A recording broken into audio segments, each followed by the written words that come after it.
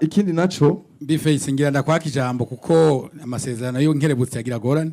burya jewe umpaye nk'akandi kanya ubukozi kubera burya hamwe ndarisubiranye. Ndakubwire aba bantu bose bari ngaha. Yego. Nta muntu numwe yoheza. Okay, reka jewe ngerageze basi umunota umwe wonyene sindaburenza. Tugende muri ministere dutwagwamwo, murabibona yuko ubudutwara afise yandi mabanga jejwe. Muri kazoza ndashaka ndamusabe nyene icubahiro adufashe muduhereze umujene adutahura duhurira mu mabwate no mu bubare duhurira mu evenement.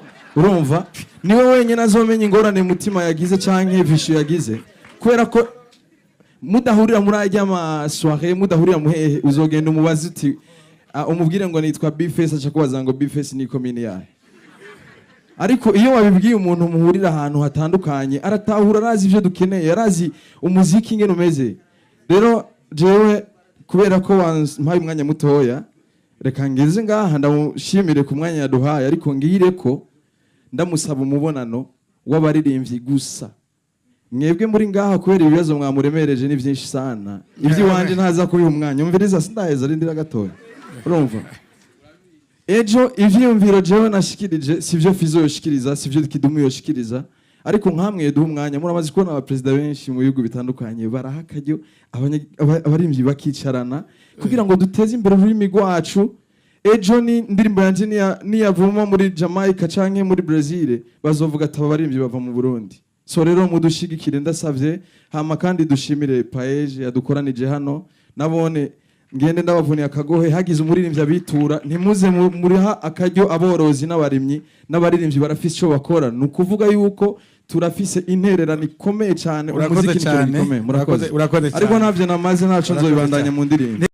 Ku munsi w'ejo igenekerezo rya 13 ukwezi kwa Myandagaro uno mwaka turimwo w'ibihumbi 2025, umushikiranganji w'ugwaruka inkino n'imico kama umupfasoni Lydia Nsekera yarahaye umubonano bamwe mu baririmbyi ba hano iwacu mu gihugu cacu ciza cy'u Burundi. Imbere yuko twinjira mu idonido rya kino kiganiro kugira ngo tubamenyeshe ivyo baba barayaze muri uwo mubonano bahawe n'uwo mwubahwa umushikiranganji w'ugwaruka inkino n'imico kama, nagomba ndabasabe abatarakora subscribe ko bomanza bakayikora kugira ngo tubandanye twagura umuryango. Tugarutse mu kiganiro cacu, ndabamenyesha yuko muri uwo mubonano umushikiranganji w'ugwaruka inkino n'imico kama bashoboye kuyaga na bamwe mu baririmbyi, bayaga ku kibazo kijanye n'intambamyi buba bahura muri uno mwuga wabo wo kuririmba n'icokorwa kugira ngo izo ntambamyi bashobore kuzisimba canke kuzirengana.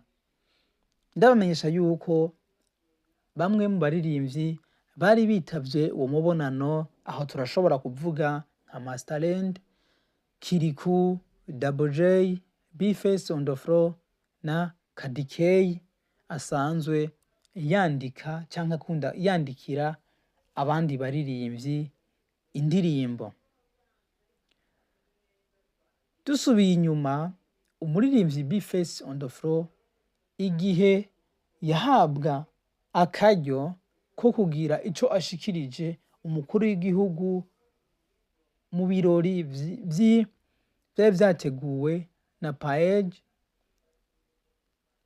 umuririmbyi Bface on the floor yasavye umukuru w'igihugu ati Son Excellence, ndagusavye mu cubahiro cawe ko dukeneye umushikiranganji w'imico kama ashobora kuba ari umujene, ashobora gutahura ibibazo duhura navyo muri uno mwuga wacu wo kuririmba, ndetse dushobora no kugenda mu mabwate tugahurirayo.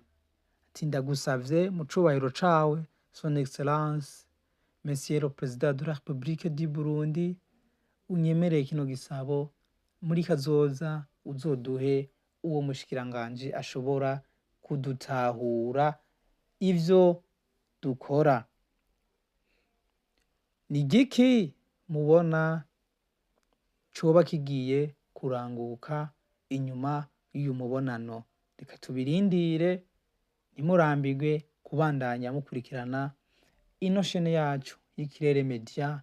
Turabakunda cane, nako tutazokora kugira ngo tubandanye tubashikiriza amakuru agiye atandukanye agenda aravugwa muri kino gihugu cacu ciza c'u Burundi, yaba ayajanye na politike, imibano, inkino ndetse n'imyidagaduro, ndetse no hanze y'igihugu tuzojayo kuko nimwe dukorera.